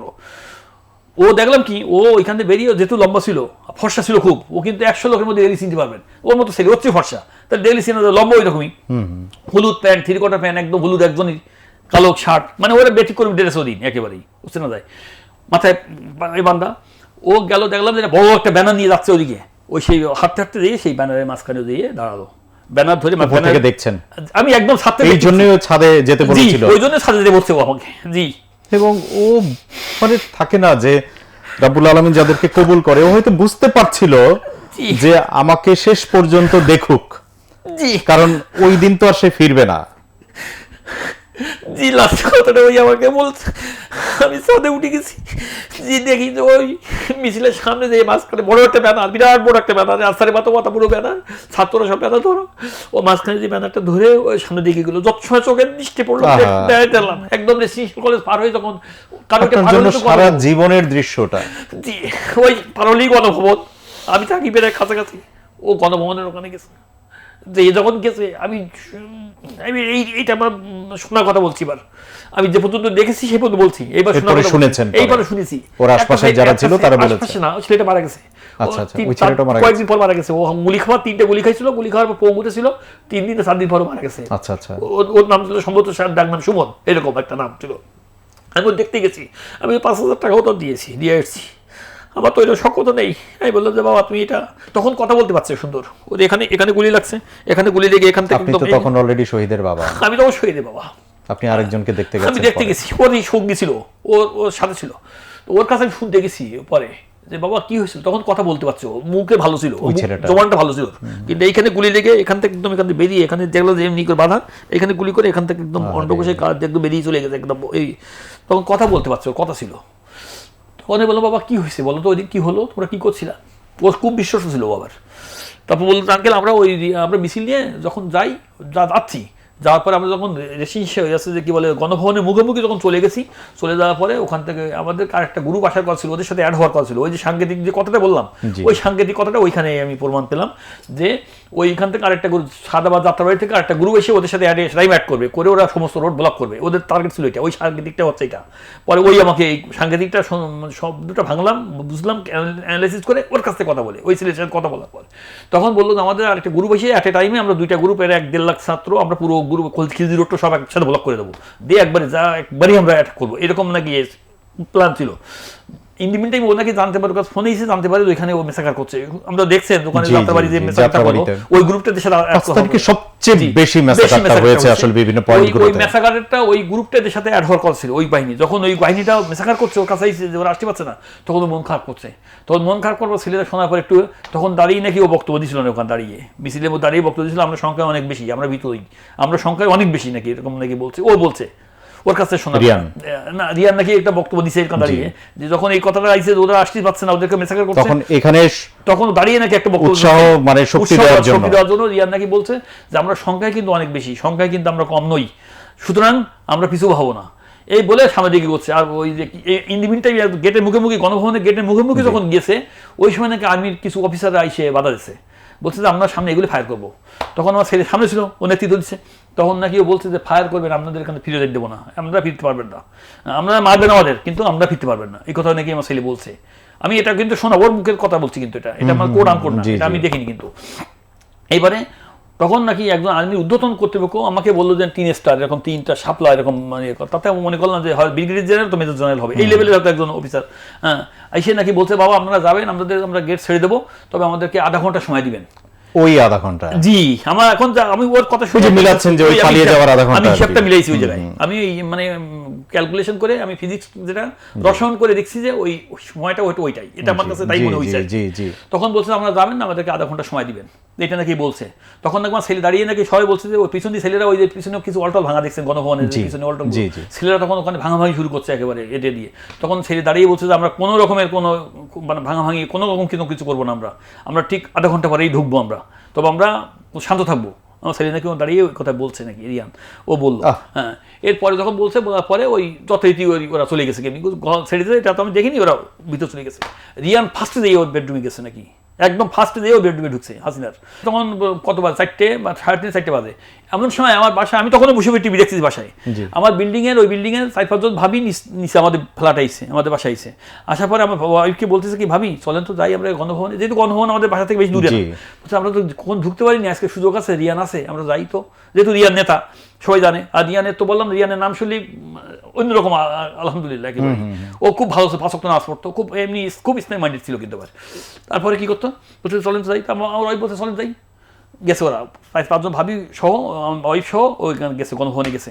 গণভবন রিয়ানের সাথে দেখা, রিয়ান ওর মা বললে, ওর মার মুখের কথা যদি আমি যেইখানে সাক্ষাৎকারটা নিলে ভালো হতো, ওর মা জড়িয়ে ধরে বলছে যে তখন দেখা হলো 1 ঘন্টা আগে, 1 ঘন্টা ভিতরে 1 ঘন্টা আগে মাসের দেখা হয়েছে ওই গণভবনে, বলতে মারে নাকি জড়িয়ে ধরে আমাকে এসে বলছে। তখন তো রিয়ান উদযাপন করছে কি বলছে যে আমরা সফল হয়ে গেছি, জন্মের পরে ওর পেটে ধরছি আমি, বলছে জীবনে কোনদিন দাঁত বের করে হাসতে দেখিনি, কোনদিন শব্দ করে সব চিৎকার মেরে শব্দ দেখিনি, হাসতে দেখিনি কোনদিন। বলছে ও আমাকে জড়িয়ে ধরে এমনি করে, আমাকে জড়িয়ে ধরে উঁচু করে, একেবারে লম্বা লম্বা লোক ছিল, আর কিন্তু খুব ক্যারাডিয়ান টান ছিল, মারামারি পিট, ওই ক্যারাডিয়ান টান খুব ভালো জানতো, 2-4 জন লোক ওর মারতে পারতো না এরকম। ও যদি কোনো রাইফেল না একদম ঠিকই গুলি না করতো, তাহলে ও গুলি, ওর আমার বিশ্বাস ও তো ওর মারতে পারতো না আর কি, হয়তো 2টা গুলি ইনজুরিড হতো, কিন্তু একদম জায়গায় দিয়ে ও তখন টার্গেট করে মারছে, মারার জন্যই মারছে ওরা তো ইনজুরিড করার জন্য মারিনি, মারার জন্য মারছে। এরপরে বলছে আমাকে মানে জড়িয়ে ধরে উঁচু করে বলছে আম্মু, বলছে আমার দাঁত, বলছে জীবনে কোনো হাসি দেখিনি, দাঁত দেখিনি কোনদিন, পুরো দাঁত জীবনে আমি জন্মের পর দেখিনি, কয়টা দাঁত ঠিক মতো উঠছে না উঠছে দেখতে পারিনি আমরা, আসলে দেখতে পারিনি। বলছে যে পুরো দাঁত লাউড স্পিকার লাউড দিয়ে একবার চিৎকার মেরে, হাত চিৎকার মেরে দাঁত বাইর করে বলছে বা আম্মু দেশ স্বাধীন করে ফেলেছি, এরকম নাকি বলছে, আম্মু ধরে এরকম উঁচু করে একেবারে এরকম বলছে। ভাবিরা দেখে, ভাবিরও বলছে, ওই যে ভাবিরার সাথে গেছে, যে তাও মা বলছে যে বাবা ভালো, মা তো ইচ্ছা ছিল, যেই বললাম তো আগেই যে মা তো চাইছিল এটা, তো বলছে বাবা দেশ স্বাধীন করছো তো চলো বাসায় চলো এখন। তখন মা বলছে আম্মু তুমি বাসায় যাও, আমি আসতেছি, আমার কিছু বন্ধু ভাত খাবে, রাত্রে কয়েকজন বন্ধু ভাত খাবে, আমি আসতেছি। এই তো রয়ে গেল, এই ওই রয়ে গেল, ওর মা চলে গেল, মায়ের সাথে যদি চলে যেত তাহলে হয়তো রিয়ানকে আল্লাহ তরফ থেকে কবুল হয়ে গেছে। এখন বাসায় যখন ওর মা আইছে তখনও বসে টিভি দেখতেছে। এরপরে আমি কি করলাম, আমি ইন দি মিন টাইম আমাদের ছাদে কিছু কাপড় চোপড় নাইট দেওয়া ছিল, মানে ওই মা ওই মানে কাপড় ভিজাইয়ে শুকাই দেওয়ার জন্য ছাদে গেছে। ছাদে যাওয়ার পরে কি যেন শুনছে যে রিয়ান গুলি খাইছে। ওর মা তাড়াতাড়ি করে নিচে নেমে এসে কাপড়গুলো ঝপাত করে ফেলে দিব, তো আমার রিয়ান করে আর চিকলো মেরে কাঁদতে কাঁদতে বলতো আমার রিয়ান কই বলে একেবারে এমনি করে বেরোচ্ছে। আমি কী হয়েছে কোনো কথা নেই। আমি তখন তাড়াতাড়ি কী করলাম, আমি একটা গেঞ্জি গায়ে দিচ্ছি, আমি খালি গায়ে ছিলাম, একটা ট্রাউজার পরা ছিল আমার খালি, আমি একটা গেঞ্জি গাড়লাম। ইন্ডিমিন টাইমে আমার একদম ফোন দিছে, ফোন দিয়ে বলতেছে কি হ্যাঁ এই ফোনটা আসলো একটা আননোন নাম্বারে, ফোন দিয়ে বলছে যেটা শুরুতে আমরা শুনলাম, জি আঙ্কেল আপনি কোথায়? আমি বাসায়। তো আপনার রাফিন গুলি খাইছে কোথায়? হসপিটালে। মানে প্রথমে নাম আসছে ওর নামটা আমার কাছে প্রথম, আর ওর মা বলতে গেছে আমার রিয়ান কি হলো, ওর মা কিন্তু এটা বলতে গেছে নামছে, চিৎকার নামতে বেরিয়ে গেছে। আর আমার ফোনটা এসে কি রাফিন গুলি খাইছে। আমি এরপরে কি করে, আমি তখন তো একটা বাবা যদি বলে এই সন্তানের মা গেল, ওই সন্তানের কথা বলে আরেকটা ফোন এসেছে বড় সন্তানের গুলি। পৃথিবীতে আমি বুঝাতে চেয়েছি যে পৃথিবীতে কত মানে প্যাথেটিন বা পৃথিবীতে মানে এর চেয়ে কত ব্যথা আছে কি না কেউ অ্যানালাইসিস করতে পারেন। তো আমি এইটা শুনতেছি যে এক মা বলে গেল যে রিয়ান, আরেকজন ফোন এসে বলছে রাফিন। আমি তখন বেদিক হয়ে গেছি, ব্রেন আমার ঠিক নেই, তাড়াতাড়ি করে নেমে নিচে নামার পরে নিচে নেমে রাস্তা পর্যন্ত আইসি মাত্র তখন ইন্ডিমিটে ও ফোন করছে, ওর ফোন পেলাম তখন। হ্যাঁ ও তখন ফোন করে বলছে আব্বু তুমি কোথায়? বাসায়। তখনই বললাম বাসায় নেমে গেছি, অলরেডি নিচে নেমে গেছি বাসায়। তো বলছে শিগগির আসো, রিয়ান গুলি খাইছে কোথায়? অ্যালায়েন্স হসপিটালে। আমি যখন যাই অ্যালায়েন্স হসপিটালে, রাস্তা যখন ক্রস করি তখন ফায়ার হচ্ছে কি, এবং তাদের আমি মানে হিন্দিতে কথা বলতে শুনতেছি, মানে তাদের ল্যাঙ্গুয়েজ, এই কালো গেঞ্জি ও যেটা কথা বললো আমি সেরকমই দেখেছি, কালো গেঞ্জি এরকম হাফ প্যান্ট পরা, এরকম প্যান্ট পরা, তারপরে রাইফেল হাতে গুলি করতেছে পুলিশ, এবং তাদের কথাবার্তা আমি যেন কেমন আমি বুঝতে পারছি না যে তার বাংলা ভাষায়, যেমন আমি কথা বলতেছি, আমি জিজ্ঞেস করতেছি, আমি বুঝতে পারছি একটা শব্দ হলো তো বোঝা যায় আমি আমার প্রশ্ন করতেছি না, প্রশ্ন বুঝতেছি, কিন্তু তাদের কথা আমি কি যে বলতেছি আমি বুঝতেছি না। তার মানে ইনভেস্টিগেশনে যে বিষয়গুলো উঠে এসেছে, এবং আজকে আপনি যে কথাগুলো বললেন যে এই যে যেতে যেতে গুলি করতে করতে মেরে মানে মারতে চলে যাওয়া শেষ জি কাজটা অ্যাসাইনমেন্টটা সম্পন্ন করে যাওয়া, জি যে আমাদেরকে যে জন্য আনা হয়েছিল, তার মানে এই ঘটনাগুলো সত্যি এর আগে শুধুমাত্র যে দেশীয় ছিল তা নয়। না, এর আগে একটু বলা নেওয়া ভালো, একটু বাদ গেছে সেটুকুই বলে নেই। ইন দি মিন টাইম ওরা ওখান থেকে ওর বিজয় মিছিল করতে বেরোইছে। ইন দি মিন টাইমে রিয়ান শোনে যে এখানে আদাবত থানায় পুলিশ ছাত্র জনতাকে আটকে রাখছে, গুলি করতেছে। এই সময় ও তখন মিছিল দিয়ে আবার ওইখানে চলে স্পটে চলে আসলো। আসার পরে ওখানে বলছে আর একটা গুলি করবেন না, শহীদা স্যার পালিয়েছে, আর একটা গুলি করবেন না, একটা ফায়ার করলে কিন্তু রক্ষা নেই, এরকম নাকি রিয়ান বলছে, আমি শুনেছি আর কি। এরপরে নাকি আর রক্ষা নেই, কারণ ওদের টার্গেট, ওদের যে কিলার, ওদের যে টার্গেট করা ছিল তো, এবং ওকে চিনে ফেলেছে, ওদের টার্গেট, তো ওদের কারণেই তো ওর কারণেই তো আমাদের এই অবস্থা হলো। অতএব তোকে আর বাঁচিয়ে রাখা যায় না, আর রক্ষা হয়নি। ও যখন এই কথা বলছে, ওদের টার্গেট যখন ওদের ফুলফিল হয়ে গেছে, ওদের সামনে যখন ওদের যে মানে কি বলে রিয়ানকে মনে চিনে ফেলেছিল, রাইট, চিনে ফেলেছিল। ও তারপরে রিয়ানকে আর রক্ষা করে, মানে মারা যাওয়ার পর একটা ছেলে এখানে গুলি করে এখানে নাড়ি ভুড়ি এখানে বেরিয়ে গেছে, এখানে গুলি করে এখানে নাড়ি ভুড়ি বেরিয়ে গেছে, সেই ছেলে পড়ে মাটিতে পড়ে, তারপর আবার এখানে গুলি করলো কেমনি করে, এখানে আবার গুলি করে, এখানে এত গুলি করার কারণ বিষয়গুলো এটা হলো ক্ষোভের কারণেই করছে। শুরুতে দর্শকদেরকে দেখিয়েছি, শুনেছি। এরপরে ওকে দাফন করলেন কোথায়? এরপরে ও শহীদ হলো, লাশ যখন আনতে গেছি ওর বললাম বাবা ওখানে গেছি, যাওয়ার পরে দেখেছি মৃত্যুর মিছিল, বলছে যে পার হয়ে যাবেন, আপনি পড়ে যাবেন।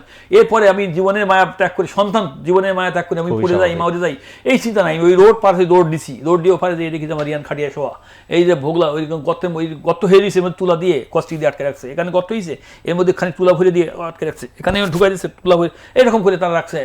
আমি তো মনে করছি যে জীবিত আছে কিনা, দেখি যে ফার্স্ট নড়াচড়া করে না, তখন বুঝছি ওরা আমাকে কোনো চিকিৎসা দেওয়ার দূরে কোথাও আমলিগের হসপিটাল, তারা বলে কি এক্ষুনি নিয়ে যান, 1 সেকেন্ড ডাকতে দেয় না। তখন কোথায় নিয়ে যাবো, যেখানে ফোন করি গাড়ি নেই, কোনো জায়গায় কোনো রকম কিছু যোগাযোগ করতে পারি না, মৃত্যুর মিছিল একেবারে। তখন ওরাই বললাম, ফোন দিলাম, তখন ওর সাথে আমার দেখা হয়নি, ও যে কোথায় ছিল তাও জানি না। তখন ফোনে আবার ফোন দিছি, ফোন দেওয়ার পর বলছে বাবা তুমি কোথায়, তো কী যেন বললো, বললাম তুমি আমাদের গাড়িটা নিয়ে এসো। তখন ওই যে কী বলে, ও যখন গাড়ি আনতে গেছে তখন বলছে বাবা পুলিশ তো গাড়ি পোড়াই দিচ্ছে, গাড়ি আগুন লাগাই দিচ্ছে, হ্যাঁ তো গাড়ি পোড়াই দেবে, তুমি গাড়ি নিয়ে এসো, ছেলে মরে গেছে, গাড়িটাই সব একসাথে মরে যাই আমরা দুনিয়াতে বেশ থেকে। তখন আমি ব্রেন হুম নিয়ে বলতো নিয়ে এসো আগে গাড়ি, গাড়ি পোড়াই দেবে, গাড়ি পোড়াইলে আমরা সব একসাথে পুড়ে মরবো, অসুবিধা নেই তুমি। তারপর ও গাড়ি নিয়ে আসলো, নিয়ে আসার পরে আমরা গাড়িতে উঠালাম, পিছনে ও তো খুব লম্বা লোক ছিল, গাড়ির মধ্যে তো এরকম ফাঁসবে না বাঁকা করে। আমার এই রানটা এখনও অবশ, ও মারা যাওয়ার পর এখনও পর্যন্ত আমি অনেক নিউরো মেডিসিন দেখাচ্ছি, কিন্তু আমি এখানে কেটে ফেলে বলতে পারি না, কোনো বল নেই, কিন্তু কোনো সার নেই, একদম আমার এই রানটা মাথা দেওয়া, রক্ত বন্যা, ওই রকম একটা ছেলের গায়ে রক্ত তো দেখছেন টিভিতে অন দ্য স্পটের ছবি দিয়েছি, আর সমস্ত শরীর আমার রক্তে ভিজে একবার ওর মা শরীর আমার শরীর এরকম ভাঁজ করে দিয়ে, মাথাটা আমার উপর দিয়ে, মার পা দিয়ে এরকম ভাঁজ করে দিয়ে আমরা গাড়ির মধ্যে, তখন পুলিশ গাড়ি তাকে করতে লাশ কেড়ে নেবে, লাশ দেবে না। কি যে বিচ্ছি আল্লাহ, কি যে আল্লাহ ওই দৃশ্য, আল্লাহ যেন সেই ওই দৃশ্য যেন আল্লাহ দুনিয়াতে কে যার ফেসিলিটির চোখে দেখলে সে কিছু দেখেনি।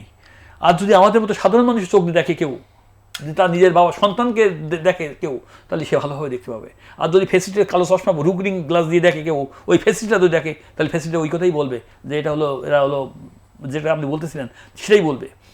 আমি ওই দৃশ্য আল্লাহ দুনিয়াতে আমাদেরকে আর না দেখায় কোনো দিন, আমরা এই দৃশ্য দেখতে চাই না। আর ওকে এই পুলিশের চোখ ফাঁকি দেওয়ার জন্য একবার এই রাস্তা, একবার ধানমন্ডি 27 নাম্বার, একবার ওই মোহাম্মদপুর, একবার ওই কলাবাগান, এই করে ঘুরি পুলিশের চোখ ফাঁকি দেওয়ার জন্য। অর্থাৎ পুলিশকে বুঝতে দিই, আমি তো বললাম যে বাবা তুমি এমনভাবে চালাবা যেহেতু ও চালাচ্ছে গাড়ি, যদি ও না চালে অন্য কোনো ড্রাইভারকে দিয়ে গাড়ি চালাইতাম, অন্য কোনো গাড়িতে উঠতাম, তাহলে ওকে আমরা পারতাম না, নিতে পারতাম না, পুলিশকে নিত। এইভাবে রাত 12:30 পর্যন্ত, 12টা থেকে 12:30 পর্যন্ত আমরা খালি রাস্তা ঘুরেছি, খালি এদিকে সেদিকে এই করে পুলিশের চোখ ফাঁকি দেওয়ার পুলিশ আছে, লেট বডি আছে এটা না বোঝানোর জন্য। এরপরে আমরা 12টা 12:30 দিকে বাসায় আসলাম। ওই রাতেই কি দাফন দিলেন? না, দাফন হুজুরকে বললাম, কোথাও লোক পাওয়া যায় না। আমি হুজুরকে বললাম যে হুজুর আমি গোসল করাবো, হয় আছে ও মৃত্যুর আগে, ও যাওয়ার আগে, কিন্তু বলে গেছে বাবা আমার ডেড বডিতে তুমি হাত দিও না। আমি সেই ছেলে গোসল আমি বাবা করাইয়েছি। আমি হুজুরকে বললাম কোথাও যখন লোক পাওয়া যাচ্ছে, হুজুর আমি আমার ছেলেকে আমি নিজে গোসল করাবো, আপনি বলে দেন কেমনি করতে হবে, দাঁড়ায় থাকেন, আমি বলে আমি হুজুর বলেছে। আমি বাবারা এরকমই হয় না, শেষ পর্যন্ত আপনি অবলীলায় এই কাজগুলো করছেন। শেষ পর্যন্ত আমার হাত দিয়ে ওর গোসল করালাম। যেই সন্তানটার জন্মদিনের সময়ে আপনি কোথায় ছিলেন তখন? মানে ও তো আপনার দ্বিতীয় সন্তান, ও হলো কোথায়, হসপিটালে না বাসায়? জি হসপিটালে, মিরপুর ম্যাটারনিটি হসপিটালে জন্ম। ও বিগ বেবি নামে পরিচিত। একটা গোসল দিয়েছিলেন তাকে। জি, আমি ওই যখন ও হসপিটালে জন্মগ্রহণ করে তখন এই পাশের রুমে বসা, বাচ্চা হওয়ার সাথে সাথে আমার হাতে দিছে, ওই যে কি বলে, ওই যে শেষ বিদায়ের দিনও আমার হাত দিয়ে, ও জন্মগ্রহণ করার পরে প্রথম আমার কোলে বাচ্চা এনে আমাকে দিছে। সেই বাচ্চাটাই আবার সেই বাচ্চা শেষ পর্যন্ত আমি নিজে হাতে গোসল করিয়ে ওর কবরস্থ করেছি। তা ওই রাত্রে আমি দেশে নিয়ে যাবো, আমার দেশের বাড়ি হোম ডিস্ট্রিক্ট সাতক্ষীরা, ভাবছি নিয়ে যাবো। তখন বিভিন্ন জায়গায় ফোন আসছি, ধরে নিয়ে এসেন না, লাশ কিন্তু নিয়ে যেতে পারবেন না, এটা সেটা। আমার বড় ভাইটাই সব আসলেন, আসার পরে সবাই পরামর্শ দিল। ও নানার বাড়ি কেরানীগঞ্জ, ও নানার শেষে ও নানিরা সবাই আসলো, আমারা আসলো, আসার পর বললো যে ওরে নিয়ে গেলে তো গুম করে ফেলবে, এই সেই। ও তো সমন্বয়ক ছিল, ও তো সাধারণ রাস্তা ফারুক যে গুলি, একজন আইসে উনি বললো যে রাস্তা ফারুক যাচ্ছে মরে গেছে, গুলি করছে। ও তো ওইরকম গুলি ছিল না, ও তো লিস্টেড হয়ে, আমি যে কত বড় লিস্টেড এখনো, আমি আন্তর্জাতিক অপরাধ ট্রাইব্যুনালে মামলা করছি, আমি এটা কত রকমের বিপদের সম্মুখীন এখনো পর্যন্ত। সেটা একজনই আবার কোনই সাথে আরেকবার বলবো আর কি, সেটা অনেক বড় কাহিনী বলবো, সেটা এইটার সাথে বলতে গেলে আমার 3 দিন লাগবে। আমরা আরেকটা পর্ব করব যদি করতে চান, আমি সেটা তখন বলবো, কারণ ও সমন্বয়ক ছিল। ওই যে বাংলাদেশের সব শহীদের একদম শহীদ নয়, ওই শহীদদের শহীদ, এই শহীদদেরকে নিয়ে নেতৃত্ব, শহীদদের লিডারও। তো ওর বড় অবদান, ও দেশের জন্য, এই দেশের এই বর্তমানে এই অবস্থা, বর্তমানে এই সিচুয়েশন, আজকের এই সরকার এইভাবে ফিরে আসা, আজকে এরা এসে যে কথা আপনি বলতেছিলেন যে আমরা খাওয়ার সময় বিসমিল্লাহ বলি কেন, আল্লাহকে স্মরণ করি, যে তারা যদি আমাদের স্মরণ করা দরকার, তারা যদি মনে করে যে আমার তাদের রক্তের উপর দাঁড়িয়ে আজকে আমি এই গদি, এই স্মরণটা যদি থাকতো, আমরা তো আজকে কেন আপনার কাছে সাক্ষাৎকার দিব। তারা গভর্নমেন্ট যদি এটা সংরক্ষণ করে, গভর্নমেন্ট আজকে আমরা আস্থা করি, আজকে গভর্নমেন্ট, এই গভর্নমেন্টের জন্য আমি অ্যাকচুয়ালি সত্য কথা বলতে, আমি একজন মানে জাতীয়তাবাদী মনের এবং পথের, এবং আমি একজন বাংলাদেশ সচিবালয়ের সরকার যেটা মনে করতো এটাই সত্য, আমি বাংলাদেশ সচিবালয়ের একদম অনেক বড় নেতা ছিলাম এই বিএনপির, এবং পথধারী নেতা ছিলাম, ওই মুখে মুখে গল্প সরা করার পথধারী না, একদম পথধারী একজন নেতা ছিলাম, একেবারে লিস্টেড পথধারী আমি।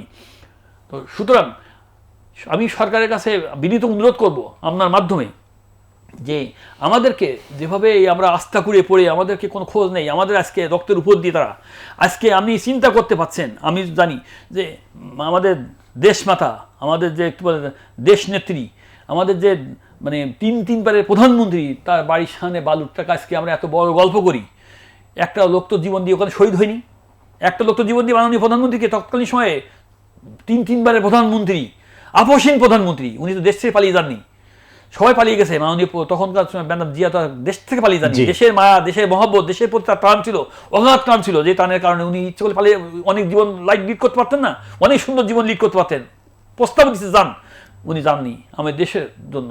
আমার প্রশ্ন হলো, সেই ম্যাডাম জিয়াকে বালুর ট্রাক সরাতে পারেনি, তারা একটা লোক জীবন দিতে দেয়নি। আজকের এই ছেলেগুলো জীবন দিয়ে, আজকের এই মেধাবী ছেলেগুলো, আরেকটা জিনিস আমি জেনেছি বা বুঝেছি আমার জীবনের, আমার ছেলে যাওয়ার পরে আমি অনেক স্টাডি করেছি, আমি অনেক সাক্ষাৎকারও দিয়েছি, আমি যেহেতু বললেন অনেক সাক্ষাৎকার দেখছেন, আমি এই যে দেশের যত সময় পর্যন্ত দেশের মেধাবী এই মানে দেশ নিয়ে চিন্তাকারী, আমি মনে করছি এটা করবো, সেটা আলাদা জিনিস। আর যখন আমার মধ্যে মেধাবীরা যখন একসাথে হয়ে যখন কোনো কিছু করে, সেইটার সূর্য, সেইটার আলো প্রস্ফুটিত হবেই, এবং সেটা বাস্তব প্রমাণ। আপনি যেহেতু বললাম, নিজে বললেন যে আমি অনেক এই শহীদ পরিবারের অনেক সাক্ষাৎকার নিয়েছি, এবং সব মেধাবীগুলো, হ্যাঁ আমি আপনার সাথে একদম একমত।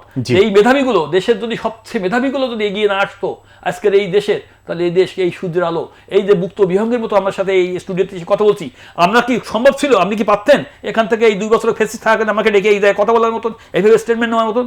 কোয়াইট ইম্পসিবল, পারতেন না।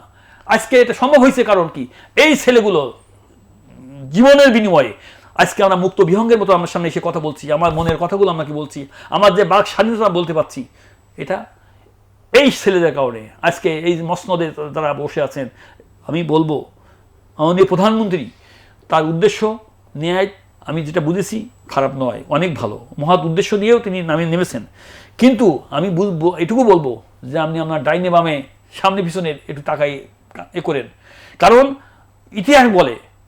ইতিহাস বলে যে আমাদের মরহুম শহীদ প্রেসিডেন্ট জিয়াউর রহমানের মৃত্যুটা কেমনি হয়েছে, এটা তো আমরা সবাই মোটামুটি জানি, আমরা তো ভালো করেই জানি।